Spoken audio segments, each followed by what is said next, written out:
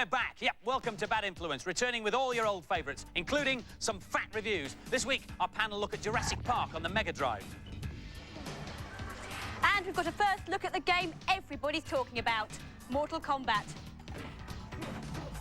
And in my first report from America, I'll be looking at the latest in games technology that can produce pictures like this.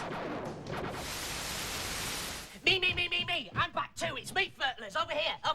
Right, I'm all ready for the new programme with my Bad Influence pencil case, rubber and ruler set. I've also got some multicoloured felt tips and a brand new cheat book.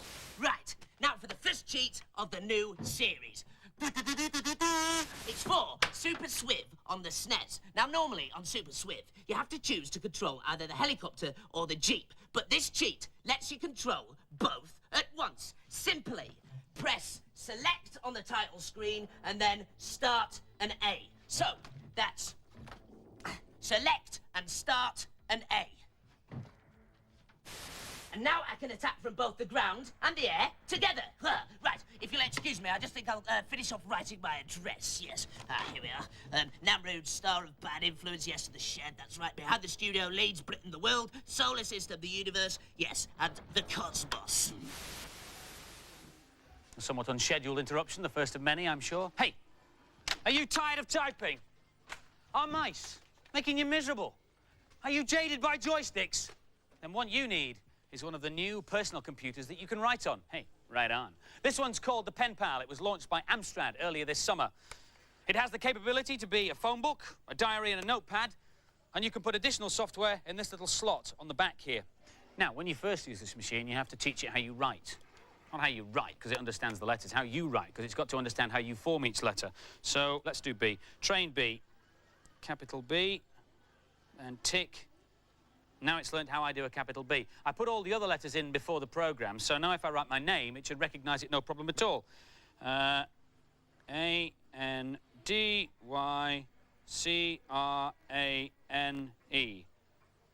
Angracrano. Well, close, I suppose. But how does the computer understand your handwriting? I can usually read Andy's handwriting because I understand the meaning of the words. Make sense of that, then. Aha. OK, so this first word is either going to be meet or melt. But even Andy isn't going to want to melt me in the canteen, so it's got to be meat. The computer doesn't know that, though. It doesn't understand the meanings of the words, so it has to use a different technique. The computer learns the way you write its letter. It records where you put the pen down first and then follows you all the way around to the end. Now, that pattern that ends up, if it matches something in its memory, all well and good, but then again, sometimes your small e's end up as small s's. Apple have brought out their own electronic message pad called the Newton. It tries to get past this problem by comparing each word you write with its own inbuilt dictionary. So it'll only let you write proper words. There you go, meet and melt. But I get rid of that because it's a lot of fun. It's more expensive, but you can write any way you want on the page, and you can write in joined-up handwriting too. So it's just like using a pen and paper, really. Soft. And now it's time for our first review. I think he means that now it's time for our first review. No, that's not what it says here, though, is it? It's Jurassic Park. There's only one film, but there are loads of different versions of the games. The SNES game comes in interactive surround sound. The PC version has the best graphics, and at the other end of the scale, there's the Game Boy version. They're all due for simultaneous release on October the 22nd. But first to hatch is the entirely different Mega Drive version. Here's Sahale. Jurassic Park is an average platform game hyped on the back of a major film licence. You can either play Dr. Grant or as a raptor. Here I'm playing Dr. Grant. Dr. Grant has got various things that he can do. He can swing from ropes, and as he falls, he can shoot the dinosaurs with various weapons which are displayed in a box in the top left-hand corner of the screen. He's got various weapons, such as a dart, a red dart, an electricity bolt, and a bomb. The scrolling on the game is rather jerky, but the animation on the central character itself is quite good. Being the raptor is better than being Dr. Grant, although it's so easy to kill people. You just jump on them. You don't even need all 3 buttons. The jump one's enough to get through the first level. It's almost too easy. I'm really disappointed with this game. I would have thought they'd come up with a better game for such a big film title, and it doesn't follow the plot of the film much either. I think it's overrated, just like the film. Unless you're wanting to buy this game for it being Jurassic Park, I recommend Alien 3. as the game has the advantage of actually having a plot. This game has great graphics, but the control system lets it down. And so the final scores for Jurassic Park on the Mega Drive. The girls gave it an average score of 3 out of 5, and the boys agreed with them. They gave it 3 out of 5 as well. I really enjoyed that Jurassic Park movie, especially when all the computer-generated dinosaurs ate the people. Actually, I've been fertling around with a computer-generated version of me. It's only a prototype, but I'll let you see it if you like. I can make him walk, I can make him run, and I can make him eat people. Oh, get off! Oh, well, nothing to worry about. This is a cheat for cyborg justice on the Mega Drive. All you have to do is pause the game while you're in arcade mode, then press in CBBCCACB to get a secret options screen. Get off, you digital dung beetle, or I'll wipe your wireframe and puncture your pixels, you grotty graphic. And you can peruse the reviews and loads of other information in our data blast, which appears at the end of the programme. If you were watching last series, you'll know how it works, but if not, this is how you access it. All you need is your Commodore Garden video recorder. And the bit of the programme to record is the credits, the last 30 seconds, where everybody's name shoots across the bottom of the screen. When you've done that, rewind it and play it back, but don't play it back at the normal speed. Play it back using your pause and frame advance. And when you've done that, more than 90 different pages of information will become available to you. Now we're going to be having regular reports from Z Wright in America. For the first programme, he's been having a look at all the new stuff stateside. The hottest news from the U.S. is happening in that building behind me. But before we take a look, here's a quick rundown of what's hot and what's not. Every other game released nowadays is tied to a movie. The hottest is Virgin's Aladdin, based on an animated Disney movie. The graphics are being produced by Disney animators. Virgin's other big movie tie-in is Demolition Man the Game, based on Demolition Man the movie starring Sylvester Stallone and Wesley Snipes. The actor shot some special footage during the production of the movie to be digitized into the game. LucasArts are putting the final touches to Super Empire Strikes Back. And they're also developing 2 new Star Wars titles, TIE Fighter and this one, Rebel Assault. But actually, the most interesting news is about what's known technically as vaporware.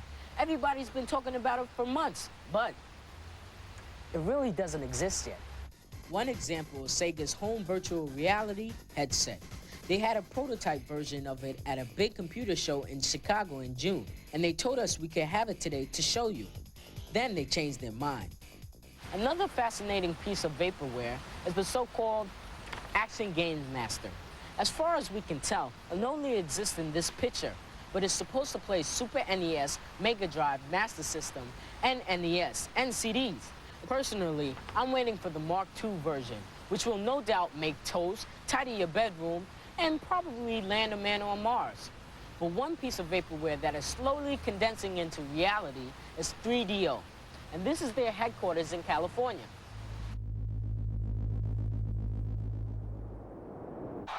Now, if you haven't heard of 3DO, hey, where have you been? It's the next generation of hardware. And here's one of the first players, which should be in shops over here in October.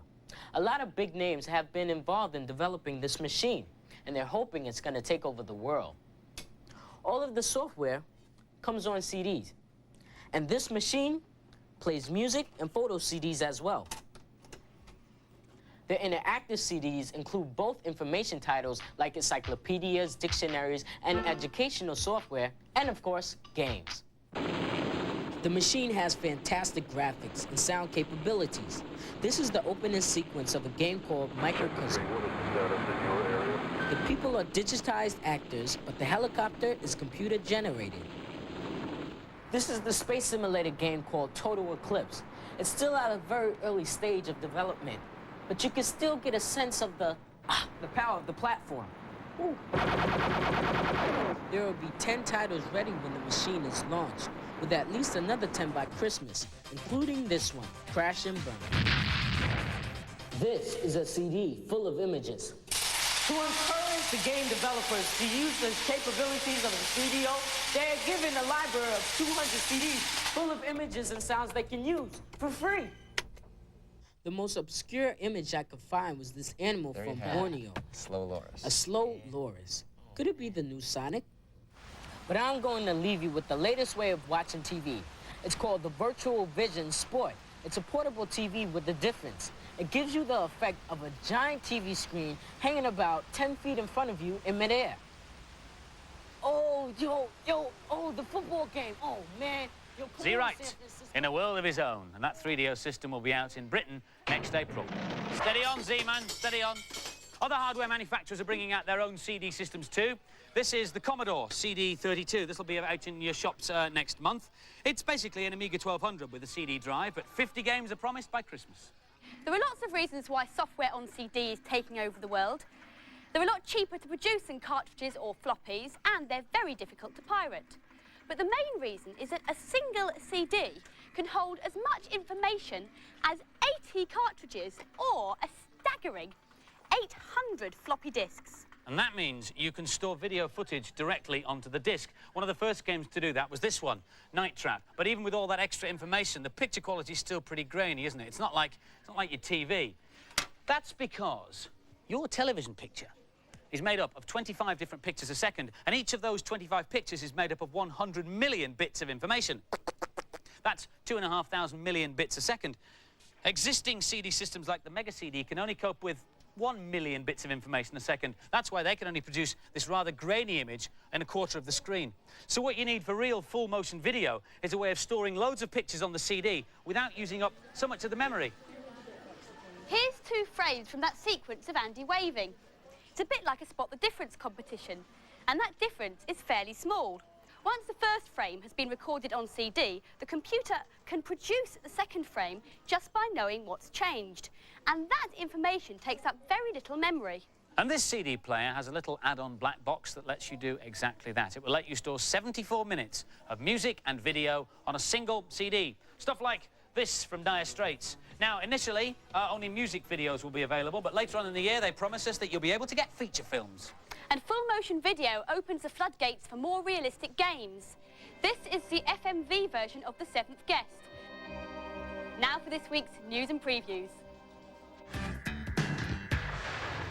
This is the Exterminator. It's a nifty little converter for the SNES that is also a cheat device. It will even play protected carts like Star Fox. Star Fox is the American version of Star Wing.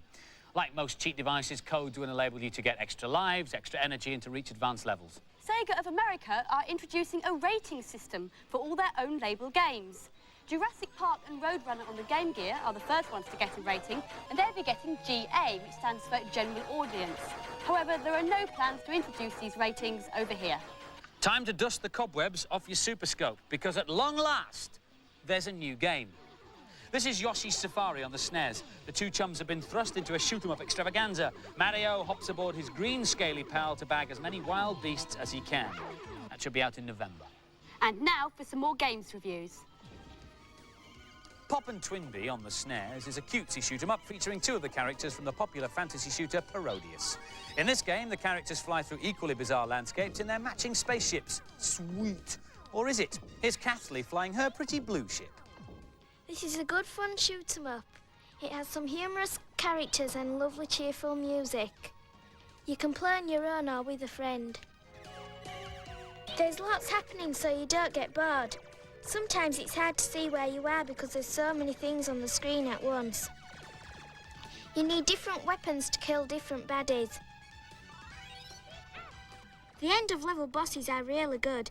They have an outer shell so you have to kill them twice. It can be really hard, so it's lucky you can get a friend to join in at any time. When there's 2 players, you can team up and use the other spaceship as a weapon. This game's got lots of action, lots of character, and lots of fun. I'd buy it. The graphics are excellent, especially the use of Mode 7 on the bosses. Cute graphics and cute music make for a really good game. Not one to play over and over, though. Excellent graphics, but a bit too cute for my taste. It was a good game, though. And the scores for Pop and Twinbee, the girls gave it a fat 4 out of 5, and the boys gave it a fat 4 out of 5 too. soccer kid on the Amiga has to roam the world to find all the pieces of the shattered World Cup with only a football to help him. Here's Tal to kick off. The first thing that struck me about this game was the excellent presentation. And I think it's good that you have a learning section that teaches you all the moves. To aid you during a game, the only weapon you have is a football, with which you can do various tricks. You can do overhead kicks, you can stand on the ball, roll on it, you can do high jumps with which you can reach a platform, and if you lose your ball, you can easily regain it. During the game, you have to collect 11 player cards to make up a whole team. This will access a bonus stage where a piece of the cup may be found. There's also a time limit. As you can see, here I'm not having much luck. Each stage is set in a different country to which there are many levels. You cannot select where to start from. You must complete the game in a certain order of countries. Here we are in Russia. The annoying thing about this game is the music, but luckily we can switch that off. This is a great game with great potential, but you must be patient with it, as complete mastery of all the moves takes time. I found the title a bit misleading because it was not a sports game. The ball was hard to control and the music was annoying. It's not instantly appealing, but the graphics get better and better on each level. It's one worth sticking with. And the scores for Soccer Kid, the girls gave it an average 3 out of 5 and the boys gave it a fat 4 out of 5.